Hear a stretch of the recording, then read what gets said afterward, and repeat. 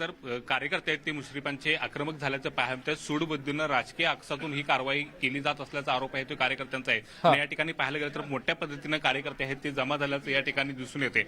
आणि कागल बंदचे आज हाक दिलेले, याशिवाय गडिंग्लज आणि मुरगुड बंद सुद्धा करून या कारवाईचा निषेध आहे ते हे सगळे कार्यकर्ते करताना पाहायला मिळतात. जसजसे कार्यकर्ते या ठिकाणी जमा होतील तसतसा कडक पोलीस बंदोबस्त सुद्धा या ठिकाणी तैनात केलेला आहे. पोलीस बंदोबस्त वाढवताना या ठिकाणी आपल्याला पाहायला मिळतात. पुन्हा एकदा हसन मुश्रीफ यांच्या घराकडे जाणारा रस्ता आणि त्या ठिकाणची मी दृश्य दाखवतो. या ठिकाणी नेमकी कशा पद्धतीची परिस्थिती आहे. हा सगळा रस्ता आता बॅरिकेड लावून आहे तो बंद करण्यात आलेला आहे. आणि या ठिकाणी पाहायला गेलं तर कडक असा पोलिसांचा बंदोबस्त या ठिकाणी तैनात केल्याचं आपल्याला दिसून येते.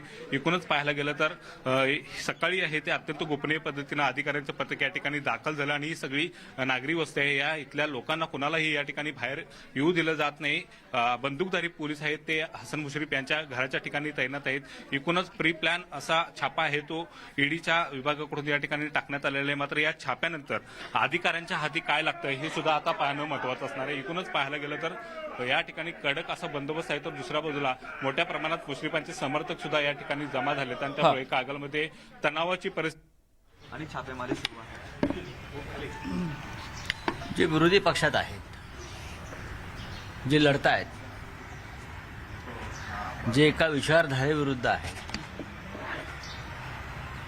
त्यांच्या बाबतीमध्ये गेल्या काही वर्षापासून अशा पद्धतीनं केंद्रीय तपास यंत्रणांच्याकडून धाडी पडत आहेत.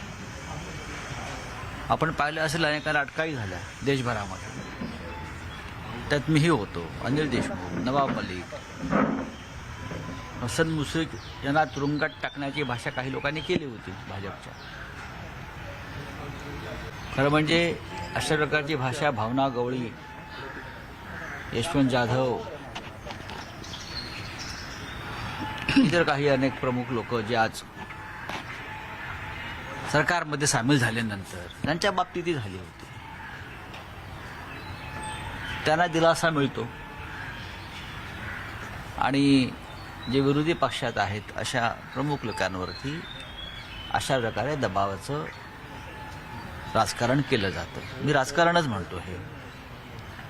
पण मला माहिती आहे की हसन मुश्रीफ हे एक लढवय्ये नेते आहेत, संघर्ष करणारे नेते आहेत आणि संकटाशी सामना करणारे नेते आहेत. आणि ते या सगळ्या संकटातून सुखरूप बाहेर पडतील. आम्ही सगळे त्यांच्या पाठीशी आहोत. सर, अपेक्षा होती की काल सुनावणी होईल, परंतु आता पुन्हा सुनावणी काल सुनावणी झाली. म्हणजे सुनावणी होईल असं जे म्हणतात असं नाही. काल सुप्रीम कोर्टामध्ये मी स्वतः होतो, मी पाहिलंय. दोन्ही बाजूनी युक्तिवाद झालेला आहे. आणि त्यानंतर मग 14 फेब्रुवारी ही तारीख ठरली दोघांच्या संमतीनं. सुप्रीम कोर्टामध्ये कामाचा फार लोड असतो. तारखा देताना अशा प्रकारच्या तारखा मिळतात. त्यानंतर निवडणूक आयोगामध्ये सुद्धा 2 तास सुनावणी झाली. तिथे आम्ही उपस्थित होतो आणि त्या संदर्भातला निकाल लागू शकेल. पण आम्ही मागणी केली आहे की जोपर्यंत सर्वोच्च न्यायालयाचा निकाल येत नाही तोपर्यंत इथे कोणताही निर्णय घेऊ नये. कारण ज्या प्रकारे अशा प्रकारच्या स्वतंत्र म्हणून घेणाऱ्या स्वायत्त संस्थांवर आज जे राजकीय दबाव आहेत ते ताणतणाव आम्हाला सगळ्यांच्या चेहऱ्यावर स्पष्ट दिसत होते.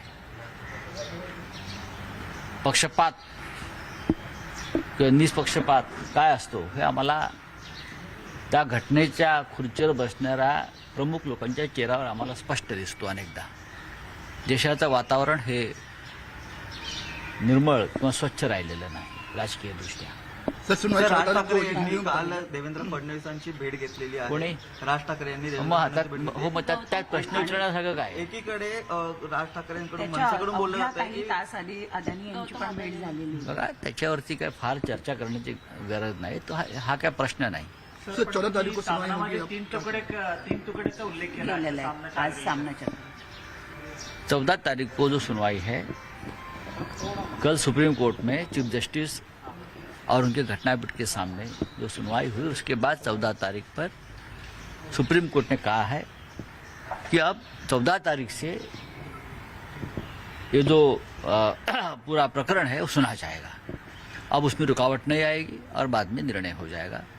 सामनाच्या आज मोहन महाविकास आघाडीची पण शिवसेना महत्त्वाची आणि बैठक आहे. भाजप याच्यावरती लक्ष तर मोहन वेधलेलं भागवत- आहे. हा? मोहन भागवत ने कहा है कुटीरांपर्यंत कि, गंगा पोहोचली. इस्लाम को तीन तुकड्याचा तुम्ही हिंदुस्तान में इस्लाम को कोई खतरा नहीं है और कोणीतरी मुसलमानों बघा को जरा तुम्ही ठरवा प्रश्न एका वेळेला किती विचारायचे हा मोहन भागवत ने कहा है इस्लाम को कोई खतरा नहीं है और मुसलमानों को डरने की जरूरत नहीं है हिंदुस्तान में।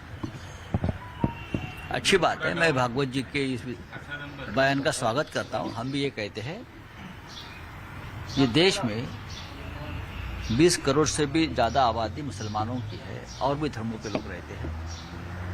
अगर चुनाव जीतने के लिए राजनीति करने के लिए आप बार बार हिंदू मुसलमान करते रहोगे, यही फसाद यही झगड़े करते रहेंगे तो देश फिर एक बार टूट जाएगा, फिर एक बार विभाजन की स्थिति पैदा होगी। लोगों के मन में डर पैदा करके आप ज़्यादा दिन राजनीति नहीं कर सकते। अगर ये हमारे मार्गदर्शक नेता मोहन भागवत जी ने एक बात सामने रखी है तो भारतीय जनता पार्टी के नेताओं ने भी उसके ऊपर गौर करना चाहिए। हसन मुश्रीफ के घर पे सर ईडी की रेड हुई है, क्या कहेंगे एनसीपी के नेता? देखिए तो अपोजिशन में है, जो विपक्ष में उस प्रकार की उनके ऊपर उस तरह के रेड्स होना कोई नई बात या बड़ी बात नहीं है। हम भी उस संकट से गुजर चुके हैं। हसन मुश्रीफ एक संघर्ष करने वाले लड़ने वाले नेता है, उस संकट से भी बाहर निकल जाएंगे। सामनामध्ये तीन सर, एक तुकड्याचा महत्त्वाचा उल्लेख केला प्रश्न होता आहे सर. की- सामनाच्या अग्रलेखामध्ये तीन तुकडे करण्याचा मनसुबा होता आणि कुटीरांपर्यंत गंगा पोहोचली. मग स्पष्ट म्हटलं आहे मी त्याच्यामध्ये, काही नवीन नाही ना। तुम्ही मूळ प्रश्नाला बगल देताय। भारतीय जनता पक्षाचे नेते देवेंद्र फडणवीस यांचे उजवे हात गिरीश महाजन यांनी जळगावात मुख्यमंत्र्यांसमोर एक विधान केलं, त्याच्यावर सामनाने म्हटलेलं आहे। महाजन काय म्हणाले की शिवसेना फोडणं हे आमचं मिशन होतं, ते आम्ही पूर्ण केलं आणि त्याचा आम्हाला आनंद आहे। आणि हे विधान मुख्यमंत्र्यांसमोर केलं, हे अत्यंत गंभीर आहे। म्हणजे शिवसेना आम्ही पक्षातून बाहेर पडलो ते महाविकास आघाडीमुळे। आम्ही पक्षातून बाहेर पडलो याला कारण राष्ट्रवादी किंवा शरद पवार हा जो दावा वारंवार केला जातोय फुटे गटाकडून, त्याच्यावर गिरीश महाजन यांनी पडदा टाकला आणि शिवसेना आम्ही फोडली। शिवसेना भाजपला फोडायचीच होती। शिवसेना फोडल्याशिवाय महाराष्ट्राचे 3 तुकडे करता येणार नाहीत। महाराष्ट्र तोडण्यामध्ये शिवसेनेचा अडथळा असेल असंच गिरीश महाजन यांना सुचवायचं होतं। पण मी गिरीश महाजन यांचे आभार मानतो की भारतीय जनता पक्षातल्या एका नेत्यानं सत्य सांगितलं की शिवसेना कोणी आणि का फोडली।